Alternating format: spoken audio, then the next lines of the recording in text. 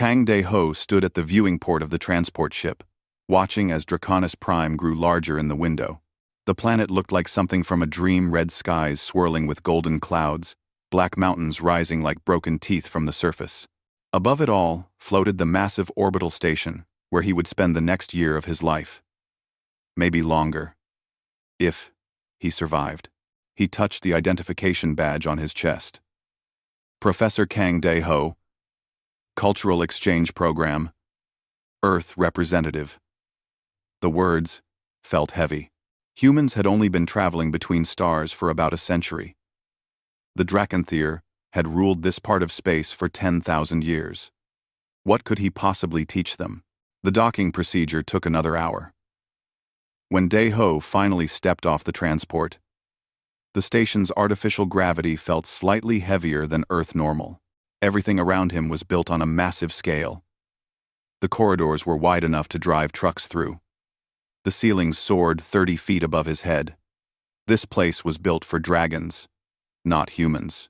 A tall figure waited near the docking gate. She was human, thank God.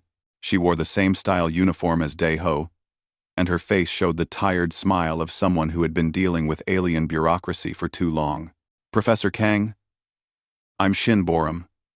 I work in the Imperial Archives. She shook his hand firmly. Welcome to Valther Academy. How was your journey? Long, Dae-ho said.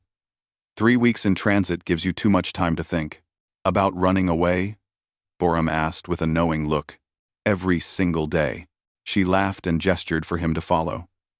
As they walked through the crystalline corridors, Borum explained the basics. The academy educated the children of dragon noble families. Students ranged from 50 to 200 years old, though they looked like young adults in their human forms. They studied warfare, diplomacy, history, and the ancient arts of their people. And literature? Dae-ho asked. They actually want to learn about alien literature? Want is a strong word, Borum said carefully. The cultural exchange program is political. The Dracanthyr Empire wants to look progressive to the younger species. Having a few token aliens on staff accomplishes that, whether anyone actually cares what we teach. She shrugged. Dae-ho felt his stomach sink. He had known this, of course, but hearing it stated so bluntly made it real. They reached his quarters, a small suite that would have been spacious by human standards, but felt tiny in this giant's castle. Borum helped him unpack his few belongings. Clothes, a few books, a framed photo of his late wife, Ji-young. He set the photo on the desk and tried not to look at it too long. Your first class is tomorrow morning, Borum said. Sector 7, Chamber 12. I'll walk you there if you want. I'd appreciate that. After Borum left, Dae-ho stood alone in his quarters. Through the window, he could see Draconis Prime turning slowly below. Somewhere down there, dragons flew through red skies. Somewhere up here, he was supposed to teach their children why human thoughts mattered. He spent the evening reviewing his lesson plans and trying not to panic. Morning came too quickly. Borum met him outside his quarters and led him through a maze of corridors to Sector 7. Other aliens passed them in the halls, mostly Dracanthyr in their human forms, but also a few other species Dae-ho didn't recognize. Everyone was taller than him. Everyone moved with casual confidence, like they belonged here. Chamber 12 was enormous. The ceiling was a dome showing the stars beyond the station. Rows of seats curved around a central platform where Dae-ho was apparently supposed to stand. About 20 students were already seated, talking among themselves in their melodic language. They fell silent when Dae-ho entered. 20 pairs of eyes turned to study him. Some showed curiosity. Most showed contempt. These were dragon nobles, beings who could transform into massive, winged creatures capable of breathing fire, and they were supposed to listen to a human literature professor explain why books written by short-lived aliens deserved their attention. Dae-ho climbed onto the platform. His hands wanted to shake, but he forced them still. Good morning, he said. His voice carried well in the chamber's acoustics.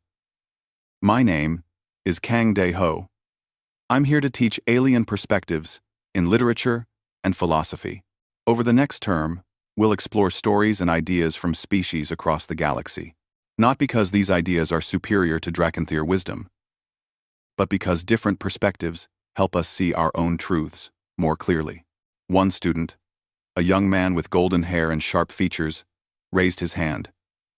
Professor, why should we care what lesser species think? Because understanding others makes you harder to defeat. Dae-ho said simply. The Veshkar nearly conquered 3 systems because they understood how their enemies thought. If you want to lead, if you want to fight, if you want to survive, you need to understand the minds of everyone around you, not just your own people. That got their attention. Dragons respected talk of conquest and survival. Dae-ho opened his datapad and projected a simple story into the air, a traditional Korean folktale about a woodcutter who saved a deer from hunters. The deer later revealed herself as a mountain spirit and offered the woodcutter a reward. But the woodcutter refused, saying he had helped because it was right, not for payment. This is a human story, thousands of years old, Dae-ho explained. What do you think it means? It means humans are foolish, another student called out. Power is power. You take what you can get. Maybe, Dae-ho said. Or, maybe it means that some things have value beyond immediate gain. Trust, reputation, integrity. These things matter in long-term survival. The woodcutter became known as an honorable man. People trusted him. That trust gave him opportunities no amount of gold could buy. The students muttered among themselves. Some looked skeptical, but a few seemed genuinely thoughtful. Then, Dae-ho noticed her. She sat in the back row, almost hidden behind taller students. Silver hair fell past her shoulders. Her eyes were amber, not the normal amber of human eyes, but glowing amber, lit from within like captured fire. She watched Dae-ho with an intensity that made him forget his words for a moment. Something about her was different. The other students showed contempt, or boredom, or mild interest. This one looked at him like she was trying to see through his skin into his thoughts. The lesson continued. Dae-ho discussed several more stories, answering questions and deflecting insults with practiced patience. Teaching hostile students was nothing new. He had dealt with difficult classes on Earth. At least these students weren't checking their phones. When the class ended, students filed out quickly. Most didn't bother saying goodbye. But the silver-haired girl remained seated, her glowing eyes still fixed on Dae-ho. He gathered his materials, pretending not to notice her staring. Finally, she stood and approached the platform. Up close, Dae-ho could see she was slightly taller than average, with the kind of perfect features that seemed sculpted rather than born. Professor Kang, she said quietly. Her voice was soft but carried an odd harmonics quality, like she was speaking and singing at the same time. May I ask you something about the woodcutter? Of course. The woodcutter refused the reward. But didn't he want it? Didn't he need it? Why choose hardship when comfort was offered? It was a genuine question, not a challenge. Dae-ho considered carefully. I think he did want it, Dae-ho said. But he wanted something else, more the knowledge that he had done the right thing for its own sake. Sometimes that matters more than reward. The girl was silent for a long moment. Then she nodded slowly. Thank you, Professor. She turned to leave. Wait, Dae-ho called. I'm sorry. I don't know your name. She paused at the doorway and looked back. For just a moment, her amber eyes flared brighter, and Dae-ho felt heat wash across his face like standing too close to a fire. Yura, she said simply. Then she was gone. Boram was waiting in the corridor outside. When she saw Dae-ho's face, she raised an eyebrow. You all right? You look like you've seen a ghost. Who is Yura? Dae-ho asked. Boram's expression changed from curiosity to shock. She was in your class? Yura? Herself? Yes, silver hair, amber eyes. That's the Empress, Boram said quietly. That's the Dragon Empress. She rules the entire Drakenthir Empire. Dae-ho felt the floor tilt beneath him. Oh, he managed. I see. That evening, alone in his quarters, Dae-ho received a message on his datapad. Official seal of the Imperial Throne. His hands shook as he opened it. Professor Kang Dae-ho, you are summoned to private audience with Her Imperial Majesty in 3 days' time. The Empire wishes to discuss matters of mutual interest regarding human tactical philosophy. Attendance is mandatory. Below the formal text was a single additional line, almost hidden in the formatting. The Empire wishes to understand why humans survived the Veshkar encounter at Kepler 442. Dae-ho sat down heavily. The Battle of Kepler 442 had been humanity's darkest hour. Everyone predicted human extinction. Somehow, impossibly, humans had held long enough for help to arrive. Analysts still argued about how, and now, the dragon Empress wanted to know. Dae-ho looked at Ji-young's photo on his desk. Her smile seemed to say what she always said when he was overwhelmed. One step at a time. He had 3 days to figure out how to explain human survival to an immortal dragon who ruled billions of lives. One step at a time. The throne hall of ascending flame was carved from a single, massive ruby. Light filtered through the red crystal walls, making everything look like it was underwater in an ocean of blood. Dae-ho walked slowly across the polished floor, his footsteps echoing in the vast space. Guards in ceremonial armor lined the walls, Dracanthier warriors, who watched him with barely hidden disdain. At the far end of the hall, raised on a platform of black stone, sat the dragon throne. She wore formal robes of silver and gold. Her hair was pinned up with what looked like actual flames held in crystal. The amber glow of her eyes was visible even from across the chamber. Around her stood 7 ancient dragons in their human forms, the War Council. Dae-ho recognized the type immediately. Career, military, every one of them. Men and women who had spent centuries conquering and defending. Dae-ho stopped at the appropriate distance and bowed, as Boram had instructed him. Your Imperial Majesty, honored council, I am here as requested. One of the council members stepped forward, a massive man with gold-tinged skin and eyes like molten metal. Professor Kang. I am General Thrakos. We have questions about human military capability. I'm a literature professor, General. I'm not sure I can help with military matters. You were present during the defense of Kepler 442, Thrakos said. Records show you were on the orbital station when the Veshkar attacked. Dae-ho's throat tightened. He didn't like thinking about Kepler 442. I was there. I was evacuating civilians, not fighting. Yet you survived. Your entire species survived. Every tactical analysis predicted complete annihilation. The Veshkar had overwhelming force. Explain how humans achieved victory. Dae-ho almost laughed. Victory. That's what they called it when you barely survived. We didn't achieve victory, General. We just didn't die fast enough. We held long enough for the relief fleet to arrive. How? Another council member demanded. What tactical doctrine allowed this? Dae-ho looked at their faces. They genuinely didn't understand. To them, war was mathematics, ships, weapons, soldiers. Calculate the variables, predict the outcome. We had no tactical doctrine, Dae-ho said quietly.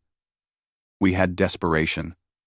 When the Veshkar breached our defensive line, our admiral ordered something no sane military mind would approve. She rammed her ships directly into their world ship's engines. Suicide runs.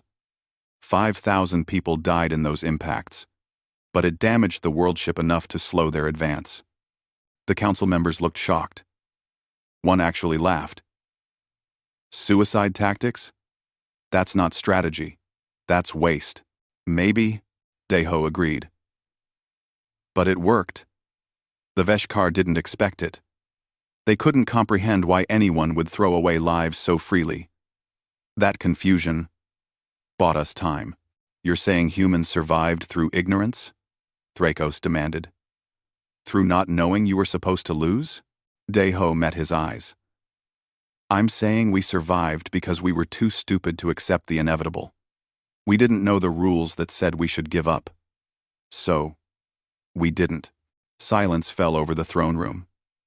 Several council members looked offended, but when Daeho glanced at Yura, he saw something unexpected on her face.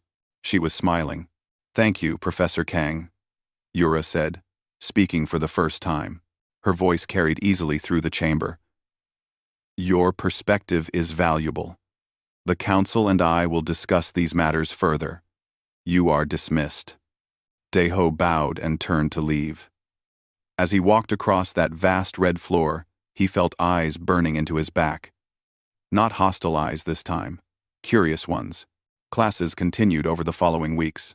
Daeho taught stories from a dozen different cultures, human tales, yes, but also Thessian harmonics, poetry, Arborian growth songs, even Veshkar hive memory fragments captured during the war. He taught his students how to read between the lines, how to understand what a culture valued by studying what they chose to remember. And every single class Yura attended. She always sat in the same seat in the back row. She never missed a lesson. And afterward, she always stayed to ask questions. At first, the questions were academic. What did this symbol mean? Why did humans tell stories about heroes who failed? How could beauty exist without strength? But gradually, the questions became more personal. "Professor, how do you handle knowing your life will be so short?" she asked one afternoon when they were alone in the classroom. Daeho considered the question carefully. "I don't think about it much. If I spent my whole life worrying about death, I'd never actually live." "Absent, but doesn't it make everything feel pointless? Why create anything if it's all temporary?" "Everything is temporary, Your Majesty. Even dragon empires eventually end. The question isn't whether things last forever. It's whether they matter while they exist." Quote, quote, quote, quote. Yura was quiet for a long time. Then she said something that surprised him. "You can call me Yura. When we're alone like this." "Not, Your Majesty. I don't think that's appropriate." "I'm asking you to," she interrupted. "Please. I've heard nothing but titles and honorifics for 2 years. Sometimes I forget I'm anything other than Empress. You treat me like a student, like a person. I'd like to keep it that way." So he called her Yura. Their after-class conversations stretched longer. 20 minutes became 40. An hour. Daeho found himself looking forward to their talks as much as the teaching itself. Yura was brilliant and curious, but she was also deeply lonely. He recognized the signs he had been lonely himself after Ji Young died. One evening, Yura asked him about human art. Daeho pulled up images on his datapad paintings, sculptures, photographs, Korean landscape art, with its careful brushstrokes, jazz musicians lost in improvisation. The first grainy photos from humanity's lunar landing. "Why do humans make so much art?" Yura asked, studying a photo of Earth from space. "You have such short lives. Shouldn't you spend that time on survival?" "Art is survival," Daeho said. "It's how we process existence, how we find meaning in chaos. A human can live 100 years and accomplish nothing, or live 30 years and create something that changes millions of lives. Time isn't the same as value." Yura looked at him with those glowing amber eyes. "You've experienced loss. I can hear it in how you talk." Number 4. Daeho wasn't sure how to respond. He didn't usually discuss Ji Young with others. "My wife died 3 years ago," he said finally. "Illness. There was nothing anyone could do." "I'm sorry. So am I." Daeho paused. "Is that why you asked? About short lives?" "My father died 2 years ago," Yura said quietly. "In battle against the Veshkar. I was third daughter. I was never supposed to be Empress. My sisters died in the same war. So here I am, ruling an empire I don't understand, making decisions that affect billions. And I have no one I can talk to honestly. If I show weakness, the council will remove me. If I show doubt, rivals will challenge my rule. I must be perfect every moment, or everything falls apart." The raw pain in her voice made Daeho's chest ache. That sounds exhausting, he said gently. It is. She looked away. You're the first person in 2 years who's treated me like I might not have all the answers. Everyone else either fears me or wants something from me. You just talk to me like I'm real. Before Daeho could respond, alarms screamed through the station. The classroom door exploded inward. 4 figures in dark armor rushed in, weapons raised. Dracanthyr extremists, Daeho realized. They moved with military precision, spreading to surround him. The human contaminates the Empress, one snarled. This insult ends now. They weren't here to capture. They were here to kill. Daeho barely had time to think before they opened fire. He dove behind a desk as energy bolts burned through the air where he'd been standing. The desk exploded. Daeho hit the ground hard, ears ringing. Then the room filled with light and heat. Yura transformed. One moment she was a young woman in robes. The next, a massive silver dragon filled the classroom. She was beautiful, and terrible scales like mirrors, eyes like stars, lightning crackling between her teeth. The assassins didn't even have time to scream. Fire and lightning and raw force. 3 assassins died instantly. The 4th tried to run. Yura's tail caught him and smashed him into the wall, hard enough to crack the crystal. Then silence. Smoke and burning, and the smell of cooked metal. Yura transformed back to human form and ran to where Daeho lay bleeding. Energy bolt had grazed his side, painful but not fatal. But the look on Yura's face was pure terror. Don't die, she whispered, her hands shaking as she tried to stop the bleeding. Please don't die. Don't leave me. Her composure was completely gone. Tears ran down her face. The dragon Empress, who ruled billions, was crying over a human teacher. I'm okay, Daeho managed. Yura, I'm okay. It's not that bad. But she kept crying, kept holding him, kept whispering, don't leave me, over and over. Security arrived. Medical staff. The whole academy went into lockdown. Daeho was taken to the medical wing and treated. The wound was superficial. He'd be sore for a week, but nothing worse. Borum visited him that evening. Her face was grave. The War Council is using this, she said without preamble. They're spreading rumors that you've enchanted the Empress somehow, weakened her with human trickery. They're calling for your immediate deportation. On what grounds? On the grounds that everyone saw her break down over you. The whole academy witnessed the Dragon Empress crying over a human. That's not acceptable in their culture. They're saying you've compromised her ability to rule. Daeho felt cold. What happens to her? They're pressuring her to take a consort. Properly. A Dracanthyr general to stabilize the empire. The favorite candidate is Commander Vesrin, veteran warrior, politically connected, completely loyal to the council. Does she have a choice? Technically, yes. Practically, no. If she refuses without good reason, they can call a vote of no confidence. Civil war becomes possible. Borum sat on the edge of the bed. Daeho, you need to leave, for her sake. Your presence is giving them ammunition. He knew she was right. The logical choice was to leave quietly. Go back to Earth. Let Yura handle her empire, without complications. But he kept hearing her voice. Don't leave me. How long do I have? He asked. They're demanding answer within a month. 1 month, 30 days to figure out something impossible. That night, Daeho couldn't sleep. He lay in the medical bed, staring at the ceiling, trying to think of any solution. There was none. He was human. Yura was dragon.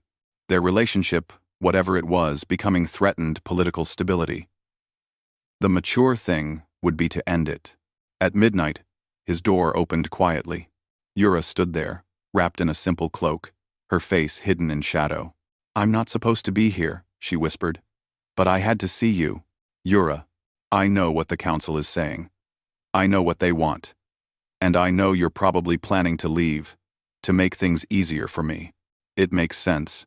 I don't care if it makes sense. She moved closer. For 2 years, I've been drowning. Every day. Felt like dying slowly. Then you arrived. And suddenly I remembered what it felt like to breathe. To be curious. To be alive. I know it's inappropriate. I know it's complicated. I know we're from different species with different lifespans and different everything. But I also know that I don't want you to leave. Daeho sat up carefully, mindful of his injury. What do you want me to do? Yura's glowing eyes met his in the darkness. Stay, she said. Fight. Show me that impossible things can happen. Because right now, I need to believe that. The War Council called formal assembly 3 weeks after the assassination attempt. Daeho was required to attend, standing in the center of the throne hall, while 7 ancient dragons judged him from their positions around Yura's throne. General Thrakos presented the case. He was thorough and brutal. Security footage showed Yura visiting Daeho's classroom after hours. Testimony from students described how the Empress seemed distracted in council meetings. Economic reports showed slight decreases in military readiness. Nothing catastrophic, but enough to suggest declining focus. The human's presence destabilizes Her Majesty, Thrakos concluded. Whether through intentional manipulation or simple incompatibility, the result is the same. The Empire requires stability. We propose 2 remedies. First, the cultural exchange program ends immediately. Professor Kang returns to Earth within 14 days. Second, Her Majesty formally bonds with a suitable consort to demonstrate stability and commitment to Drakenthyr tradition. Murmurs of agreement rippled through the assembled nobles. Commander Vesrin has volunteered for this honor, Thrakos continued. Vesrin stepped forward, a tall, powerful warrior with crimson-tinged skin and eyes like molten copper. The bonding ceremony will occur within 30 days. Daeho watched Yura's face. She sat motionless on the throne, expression carefully neutral. But her hands gripped the armrests hard enough that her knuckles were white. The Council's concerns are noted, Yura said. Her voice was perfectly controlled. I will consider the proposals and provide response within 7 days. It was a delaying tactic, everyone knew it. But tradition required the Empress be given time to consider Council recommendations. The assembly ended. Daeho was escorted out by guards, not to his quarters, but to a secure waiting room. He sat there for 2 hours before Borum managed to get clearance to see him. They're serious this time, she said quietly. The Council has majority support among the noble houses. If Yura refuses outright, they can force a confidence vote. That could split the Empire into civil war. What does Yura want? What she wants doesn't matter. She's Empress. She has responsibilities beyond personal desire. That's not an answer. Borum sighed. She wants you to stay, but she can't say that publicly, and she can't defy the Council without cause. What qualifies as cause? In Drakenthyr law, only 2 things override Council authority in matters of royal bonding. First, if the proposed consort is proven unworthy through criminal act. Second, if a challenger proves greater worth through the trial of worth. What's that? Ancient ritual. If someone believes they have greater value to the Empire than the Council's chosen consort, they can challenge for the right of bonding. But it's not a political debate, Daeho. It's trial by combat. To the death. Daeho felt his stomach drop. A human challenging a dragon warrior to combat? Would be suicide. Yes. No one's tried it in 3 centuries. The law still exists, but it's ceremonial at this point. No one actually uses it. They sat in silence. Outside the window, Draconis Prime turned slowly. Red and gold and beautiful and completely indifferent to human problems. How do I see her? Daeho asked. Without surveillance recording it? Borum looked at him for a long moment. Then she pulled out her datapad and typed quickly. There are old maintenance tunnels beneath the Academy. Bomb shelters from the Sundering Wars, 1,000 years ago. Security systems don't cover them, Because officially, they're sealed. Unofficially. She sent him coordinates. Chamber 7D. Midnight tonight. I'll make sure she gets the same message. Thank you. Don't thank me. If you're caught, I'm accomplice to undermining Imperial stability. But I like you, Deho. And I haven't seen Yura smile in 2 years until you arrived. So I'm willing to risk it. Midnight found Deho navigating dark tunnels with only a small light to guide him. The passages were narrow and dusty, clearly unused for years. He found Chamber 7D 20 minutes late, breathing hard from the climb. Yura was already there, sitting on an old supply crate. She wore simple clothes without jewelry or ornament. In the dim light, she looked younger, more vulnerable. I'm breaking about 15 protocols being here, she said as Deho entered. Same. She smiled slightly. They sat together in that forgotten chamber, and for a while neither spoke. Finally, Yura said, I don't know what to do. Everything the council says is technically correct. My focus has been divided. I have been thinking about you when I should be thinking about military deployments and trade negotiations and political alliances. They're right that I'm compromised. Are you compromised? Or are you just human? I'm not human. That's the problem. You know what I mean. You're allowed to have feelings. You're allowed to be more than just Empress. Am I? Yura looked at him. When my father died, the Empire was in chaos. The HFY War was still raging. We'd lost 2 core worlds and 17 colonies. I was third daughter. I'd never been trained for leadership. I was scholar, not warrior. But my sisters died, and suddenly I was Empress, and everyone was looking to me to save them, so I became what they needed. I buried everything that wasn't useful. I became the Dragon Empress. Strong, decisive, untouchable. It worked. We stabilized. We won the war. But somewhere in the process, I forgot how to be anything else. She looked down at her hands. Then you arrived. And suddenly I remembered that I used to love poetry. That I used to spend hours debating philosophy with my tutors. That I used to wonder about other species and other cultures. You reminded me that I'm more than just a weapon the Empire wields. Deho felt his heart break a little. Yura. I don't want to bond with Vesrin, she said quietly. I don't love him. I don't even particularly like him. He's a good soldier and completely loyal, which is exactly why the council chose him. He'll support whatever they want. I'll be Empress in name, but they'll control everything through him. Then refuse. And risk civil war? How many die in that scenario? Millions? Billions? How many suffer under a council that controls you? Yura was silent. You told me to stay and fight, Deho said. To show you that impossible things can happen. I'm still here. I'm still fighting. But I can't do this alone. You have to fight too. Fight how? I have no political leverage. The council has majority support. What can I possibly do? Deho took a breath. This was insane. This was suicide. But he said it anyway. Let me challenge Vesrin to the trial of worth. Yura stared at him. That's not funny. I'm not joking. Deho, he would kill you in seconds. Vesrin has fought in 18 campaigns. He killed a HFY queen form in single combat. You're a literature professor. It would be murder. Maybe. But it would also be legal challenge.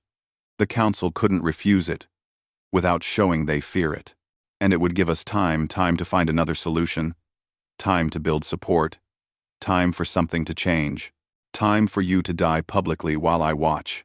Better than watching you bond with someone you don't choose. Yura stood abruptly and paced the small chamber. This is insane. I won't allow it. You don't have to allow it. It's my right under your law. Any citizen can invoke the trial of worth. I've checked. Borum helped you. She did. Yura turned to face him, and her eyes blazed with actual fire. You're willing to die for this? For me? I'm willing to try. There's a difference. What difference? You can't possibly win. I can't win through strength, Daeho agreed. But strength isn't the only form of worth. Your law says the challenger must prove they have greater value to the Empire. It doesn't specify how that value is measured. Maybe I can't beat Vesrin in combat. But maybe I can show the Empire something more valuable than another warrior. Like what? I don't know yet. But I have 14 days to figure it out. Yura sat back down heavily. She looked exhausted and frightened and angry all at once. If you do this, she said quietly, and you die, I will abdicate. I will leave the throne and let the council sort out the mess. I won't stay and watch them use your death as justification for controlling me. Don't abdicate. Rule. Rule the way you want to, not the way they want you to. That's what's at stake here. Not just us, but the kind of empire this becomes. They sat together in silence for a long time. Finally, Yura said, Tell me about your wife. The subject change surprised Daeho. Why? Because I want to understand what you're risking. What you're giving up by staying here. So Daeho told her about Ji Young. How they met in university. How she made him laugh at his own seriousness. How she stayed curious and joyful, even when illness was killing her. How she told him, the day before she died, that he should keep living, really living, not just existing. She sounds remarkable, Yura said. She was. Would she approve of this? Daeho thought about it. She'd say I was being an idiot. Then she'd say she was proud of me. Then she'd probably say something to make me laugh at how ridiculous the whole situation is. Human teacher challenges dragon warrior for the love of an empress. It sounds like a bad fairy tale. Axis. Yura smiled slightly. It really does. They had to leave separately, using different routes to avoid detection. Before Yura left, she touched Daeho's hand briefly. Don't die, she whispered. The same words from the assassination attempt. I'll try not to. Promise me something else. If somehow, impossibly, you survive, stay with me. Not because of duty or politics, just because you want to. I already want to, Daeho said quietly. Yura left without another word. The next morning, Daeho filed formal notice of challenge with the Imperial Court. He followed every protocol exactly as Borum had instructed. The challenge was public record. He couldn't be quietly disposed of now. Too many witnesses. The court erupted in chaos. Nobles laughed. Council members looked outraged. But the law was clear. The challenge was valid. Commander Vesrin accepted within the hour. His statement was brief and contemptuous. I will face this human's challenge and demonstrate the appropriate response to such insult. The trial will proceed in 14 days, as is traditional. Daeho had 2 weeks to figure out how to survive fighting a dragon. Borum and 2 other human exchange scholars, Park Hyun and Choi Minho, became his support team. They helped him research everything about Vesrin, about Drakenthyr combat, about the trial of Worth's history. No human has ever won this trial, Hyun said bluntly. She was a military advisor, practical and direct. No human has ever even attempted it. The best we can hope for is making your death meaningful enough that it changes minds. That's encouraging. I'm not here to encourage you. I'm here to help you not die instantly. Over the next 14 days, they worked frantically. Hyun taught Daeho how to move efficiently, how to use terrain, how to recognize attack patterns. It wouldn't make him a warrior, but it might keep him alive a few seconds longer. Minho researched the arena where the trial would be held, the Arena of Ascension, a massive amphitheater that could hold millions of spectators. He found technical specs, environmental control systems, historical records of past trials. Borum dug through ancient texts looking for precedent for any challenger who had won through unconventional means. And Daeho tried to think like a teacher, not a fighter. How did you prove worth when you couldn't prove strength? What lesson could he teach in an arena designed for killing? The night before the trial, Yura came to him one last time. They met in the same underground chamber. She didn't speak.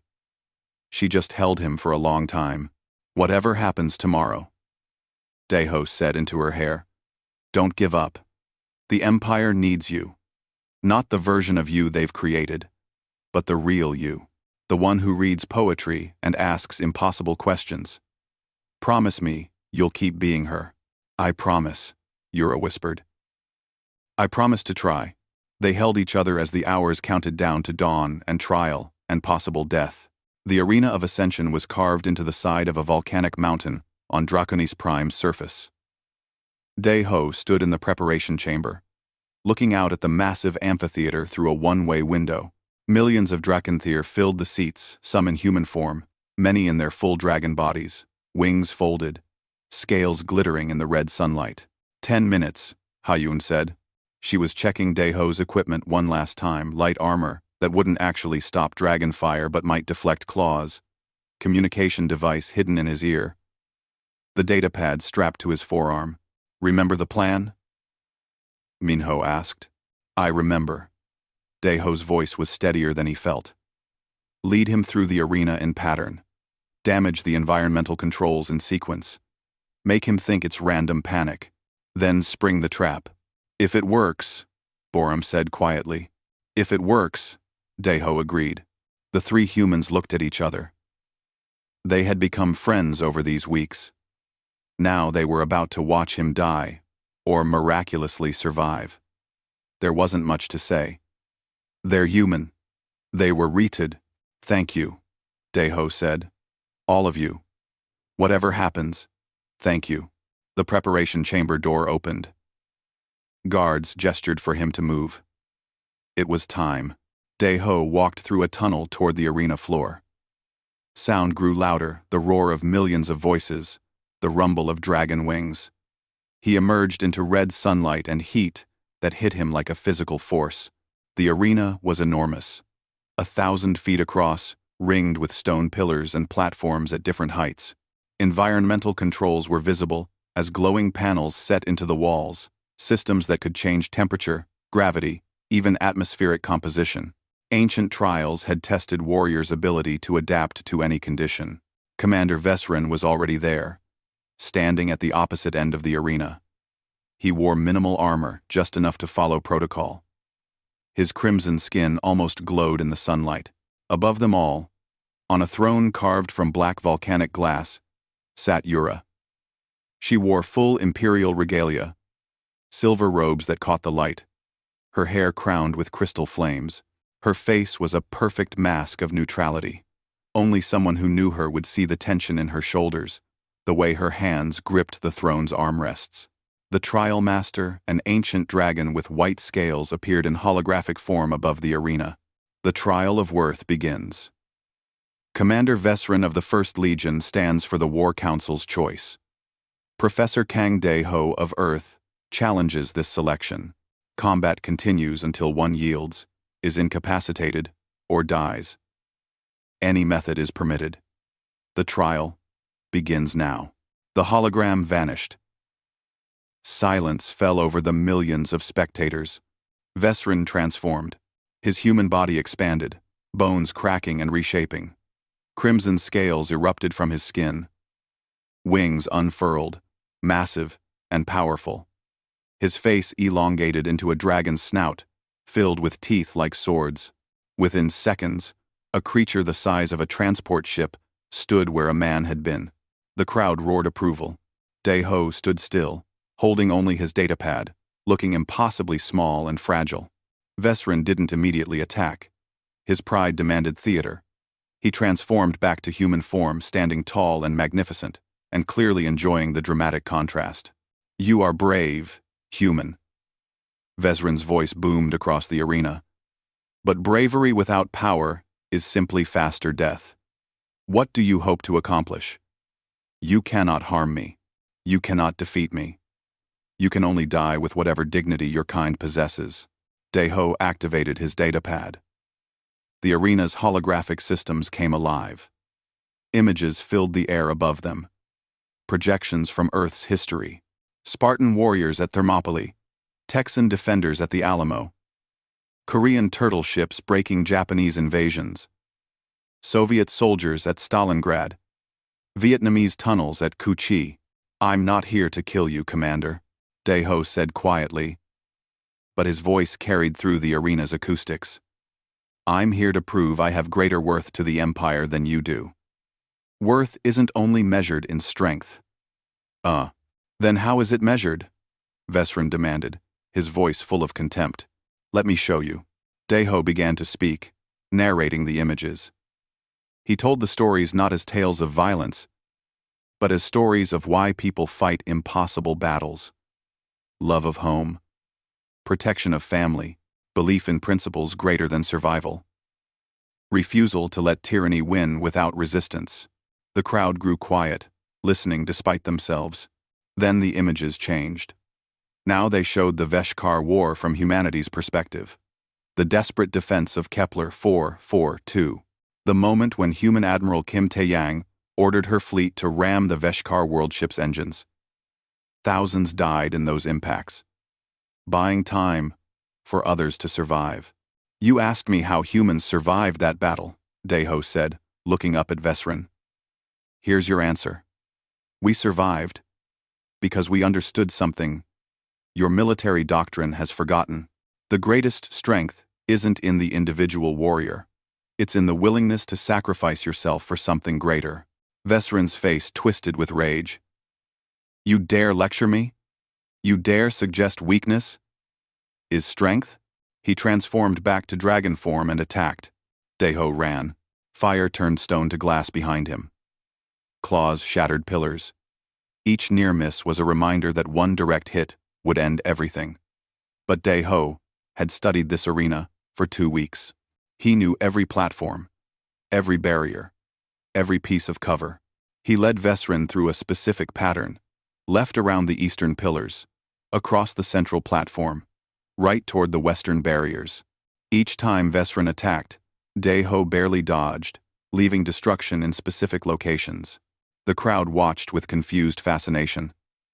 This wasn't a fight, it was a chase. The human was clearly going to lose. Why drag it out? But Minho, watching from above, saw the pattern.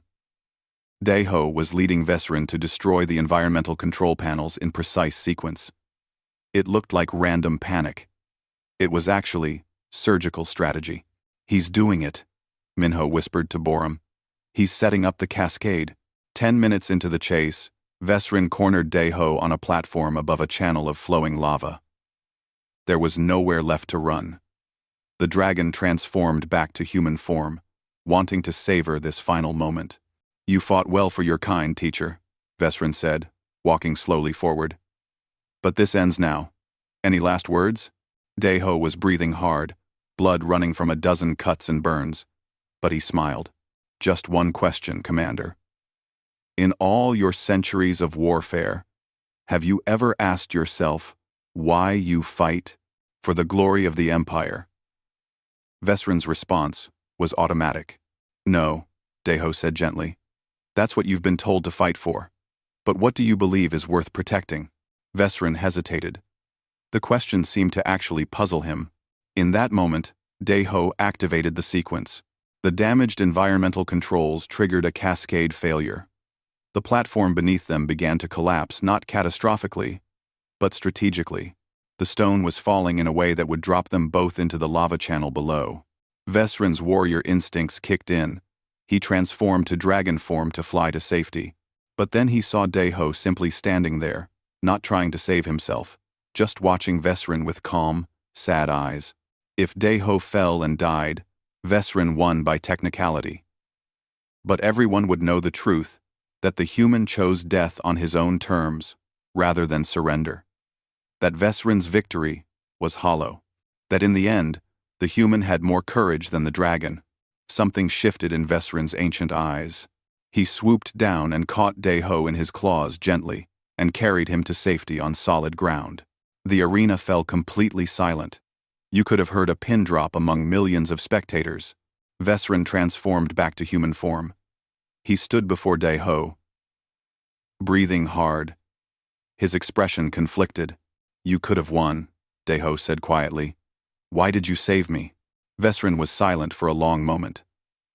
When he spoke, his voice carried through the arena. Because you made me remember something I had forgotten in centuries of war.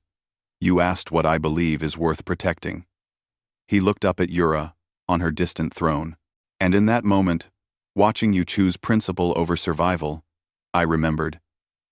I fight to protect what is beautiful, what is true, what makes life worth living, not just to accumulate victories. He turned back to Deho. I have fought for 3 centuries. I have killed enemies across dozens of worlds. I am the Empire's finest warrior. But today, you showed me something. I had lost the understanding that strength without purpose is just violence. You have proven your worth.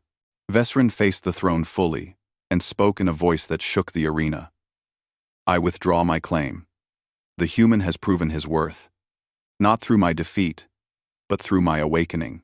Let the Empire witness I, Commander Vesrin, acknowledge that Professor Kang De-ho has greater value than I do. Chaos erupted. Half the crowd roared approval. The other half shouted in outrage. The War Council looked like they'd been slapped, but Yura rose from her throne. Her face showed nothing perfect. Imperial control. But when she spoke, her voice was absolute authority. The trial of worth is concluded. Commander Vesrin has withdrawn his claim. Professor Kang De-ho has proven his value through wisdom rather than violence. Let it be recorded that the Empire values both forms of strength. She looked directly at De-ho across the vast arena. For just a moment, her mask cracked, and her smile was pure joy. This trial has shown us that worth takes many forms. The Empire will remember this day. General Thrakos stood in the council box, his face purple with rage. But he could say nothing. The law was followed. The trial was legitimate. Vesrin's withdrawal was his right. As guards led De-ho from the arena floor, the crowd's noise was deafening argument and celebration mixed together. Some dragons were clearly angry, but many, especially younger ones, looked thoughtful. The human had done something impossible, and they had witnessed it. Borum, Minho, and Hayun met De-ho in the preparation chamber. Hayun checked his injuries while the other 2 just stared at him. You're insane, Hayun said, but she was smiling. That was the most insane thing I've ever seen. Did it work? De-ho asked. You're alive, Minho said. And you made a dragon warrior admit you have greater worth.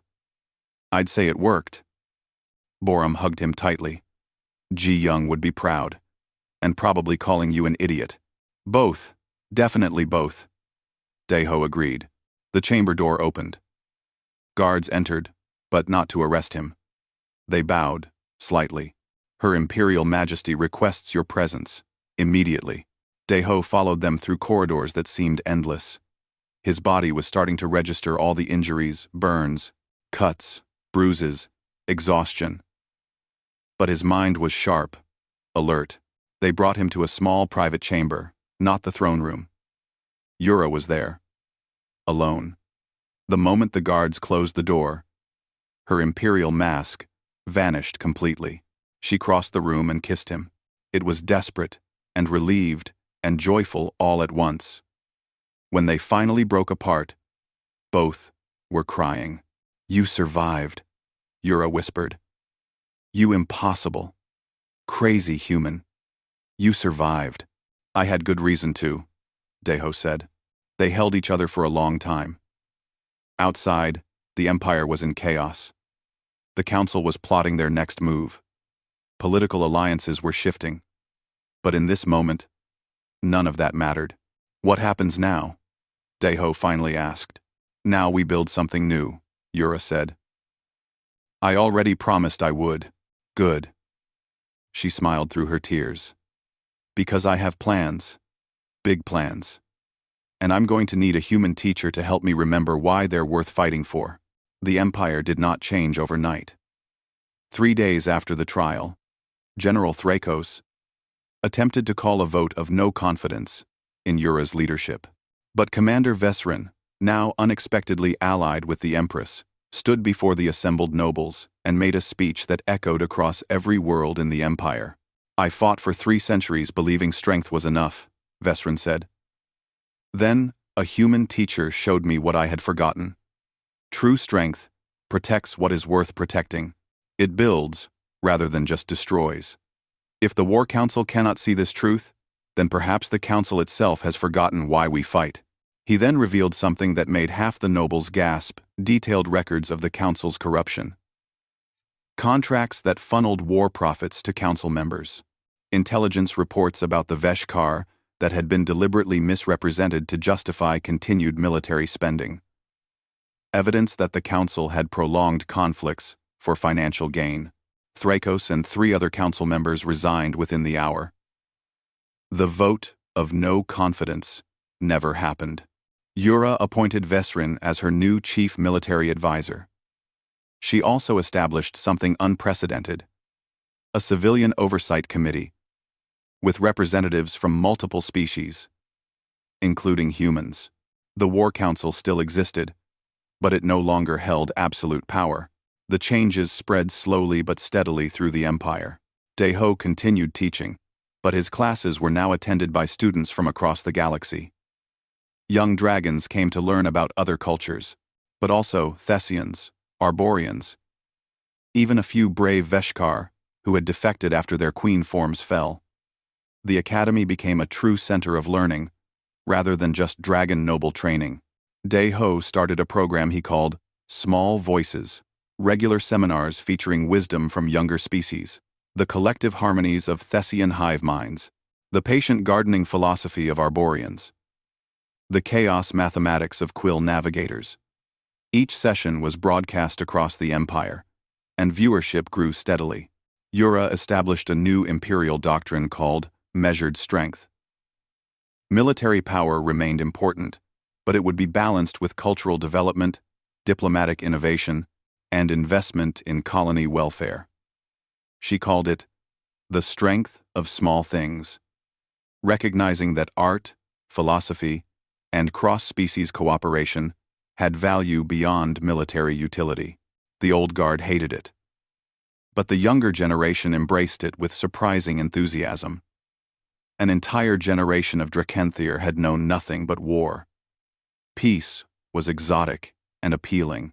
For 6 months, Deho and Yura experienced something neither had thought possible: happiness. They were together openly now. Not officially bonded, since human-dragon bonding was biologically impossible, but together in every way that mattered. They walked through the evening gardens. Yura taught Deho the harmonic songs her people used to shape crystal. Deho introduced her to terrible human action movies, which she found inexplicably delightful. "Why do they always explain their plan before executing it?" Yura asked one evening, watching a particularly ridiculous heist film. "That seems tactically foolish." "Because it's fun," Deho said. "Not everything needs to be tactical." Fun. Yura tested the word. I had forgotten about fun, but shadows always loomed. Deho was aging in ways Yura barely comprehended. A year for him carried weight that a century did for her. Gray appeared at his temples. Lines deepened around his eyes. These changes happened so quickly from her perspective, like watching a flower bloom and wilt in fast motion. One night, 6 months after the trial, Yura broke down completely. They were in her private chambers, watching stars through the massive windows. Deho noticed her shoulders shaking and turned to find her crying silently. "Yura? What's wrong?" "I'll lose you," she whispered. "In what feels like moments to me, you'll be gone. Humans live maybe 100 years if lucky. You're already in your 30s. That gives us maybe 50 years together, probably less. 50 years is nothing to me.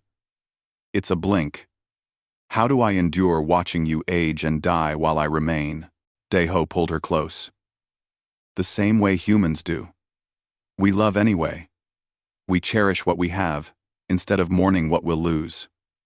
Yura, I might have 30 years left if I'm lucky, but that's 30 years of sunrises with you.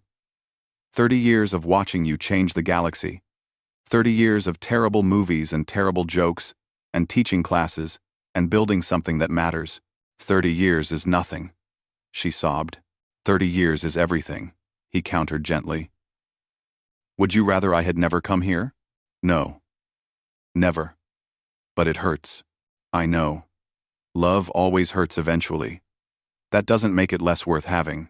They held each other while Yura cried. It was the first of many such nights. But peace was interrupted 7 months after the trial. The Veshkar, quiet since their defeat at Kepler 442, launched a massive coordinated strike across the galactic rim.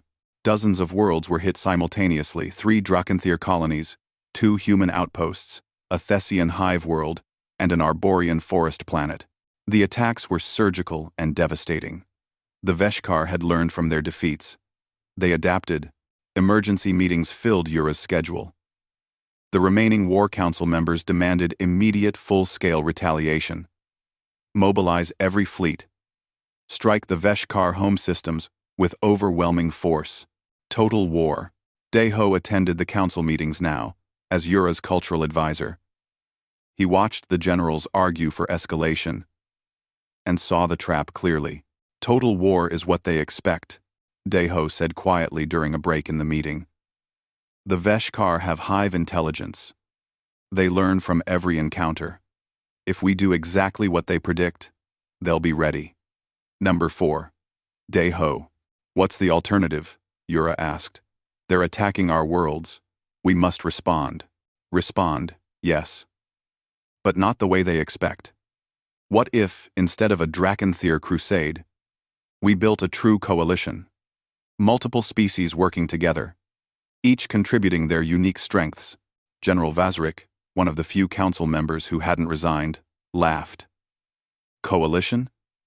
Species can barely cooperate during peace. How would they function in war? Oh, they'd function because they'd have to, Deho said. The Veshkar are a threat to everyone. This isn't just Dracanthyr business anymore. Make it everyone's fight, and you multiply your capabilities. Yura looked thoughtful. What would this coalition look like? Over the next week, Deho, Yura, Vesrin, and Borum developed the proposal. The Dracanthyr would provide military might, their fleets and warriors. Humans would provide tactical unpredictability and special forces training. The Thessians would provide coordination networks through their hive mind connections. The Arborians would provide biological countermeasures to Veshkar genetics. The Quill navigators would provide routes through unstable space to flank Veshkar positions. It required unprecedented cooperation. It required species that had never fully trusted each other to depend on one another. It required the Dracanthyr accepting that they weren't superior to everyone else. It was impossible. Which made Deho think it might work. The coalition formed slowly. Ambassadors from 5 species met on neutral ground. Arguments erupted constantly. Thessians and Arborians had cultural conflicts. Humans and Dracanthyr had very different ideas about command structure. The Quill barely communicated in ways others understood, but slowly, painfully, they built something functional. The coalition's first joint operation targeted the Veshkar staging ground in the Korath Expanse. 50 ships from 5 species, operating under a unified command structure that distributed authority rather than centralizing it. The battle was chaos. Nothing went according to plan. Communication broke down. Ships from different species had incompatible weapons systems. The Thessian coordination network nearly overloaded trying to connect minds from different biological backgrounds. But the diversity of tactics confused the Veshkar's hive intelligence completely. They had evolved to fight Dracanthyr armadas, massive shows of force, direct confrontation, strength against strength. They were unprepared for human guerrilla boarding actions that targeted specific systems. They couldn't counter Thessian psychological warfare that attacked their hive mind cohesion. Arborian spore weapons bypassed their traditional defenses entirely. The battle lasted 6 hours. When it ended, the Veshkar staging ground was destroyed, and the coalition had lost only 3 ships.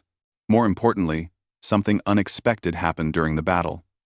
A Veshkar cruiser disabled a human frigate and was moving to destroy it. A Dracanthyr battleship diverted from its planned course to shield the frigate, taking damage in the process. Then, Thessian and Arborian ships covered the Dracanthyr retreat. 5 different species had protected each other instinctively, without orders. After the battle, Deho watched the coalition commanders debrief together. They argued about mistakes and tactics, but there was respect now.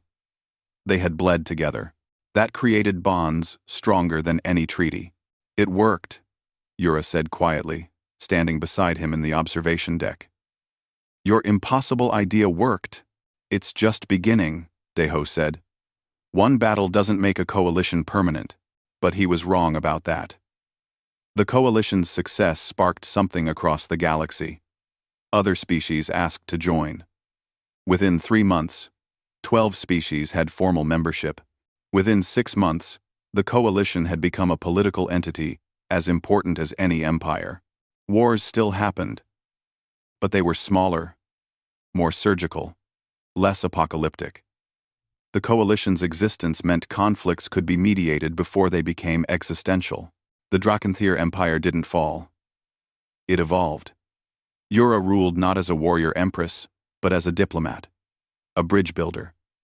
She was still terrifying when necessary. She was still a dragon. But she had learned gentleness. She had learned to listen. She had learned that admitting uncertainty was not weakness. 5 years after the trial, Deho celebrated his 38th birthday. It was a quiet celebration, just him, Yura, Boram, Minho, Hayun, and Vesrin. They gathered in Yura's private garden, sharing food and stories. Deho looked older now. The gray in his hair was spreading. Lines marked his face. He moved a bit slower, a bit stiffer. For Yura, these changes felt devastatingly fast. After the others left, Deho and Yura sat together on a balcony overlooking the red valleys of Draconis Prime. He was reading her a Korean poem about autumn and impermanence. She rested her head on his shoulder, her silver hair mingling with his gray. Do you regret it? Yura asked quietly. Staying with me. Knowing how this ends. Deho set the book down. I regret nothing. You asked me not to leave you. Remember? After the assassination attempt. I promised I wouldn't. But you will, she said, her voice breaking. Eventually. Physically. Yes, he acknowledged. But what we've built, the coalition, the cultural exchanges, the idea that strength and gentleness aren't opposites, that doesn't die with me. You'll carry it forward. Vesrin will. Boram will. All the students who've learned to ask why before how. I'll be gone. But I'll also be everywhere. Yura cried silently, tears glowing with inner light the way dragon tears do. I don't want philosophy, she said. I want you. You'll have me, Deho promised, pulling her closer. For every day I have left, and when I'm gone, you'll have something else. The knowledge that a dragon empress chose to love a human teacher, and in doing so, changed the fate of a galaxy. That's not a bad legacy for either of us. They sat together as the twin moons rose. A dragon and a human. An impossible love that became the foundation of something greater. The galaxy beyond was still dangerous, still uncertain. But for the first time in millennia, it was building something beyond war.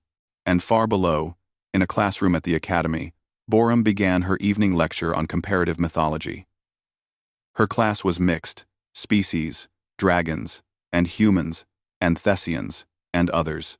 She taught them a Korean legend about the sun and the moon, about how sometimes the most powerful magic is simply choosing to believe in each other. The story of the human teacher and the dragon empress had just begun to spread. Already it was becoming legend told differently by different species, but always carrying the same truth. That worth takes many forms. That strength without purpose is just violence. That brief, beautiful things have value precisely because they're brief. That love, even impossible love, can change everything. Deho and Yura watched the stars together and knew their time was limited. But they also knew they had built something that would outlast them both. And in the end, that was enough.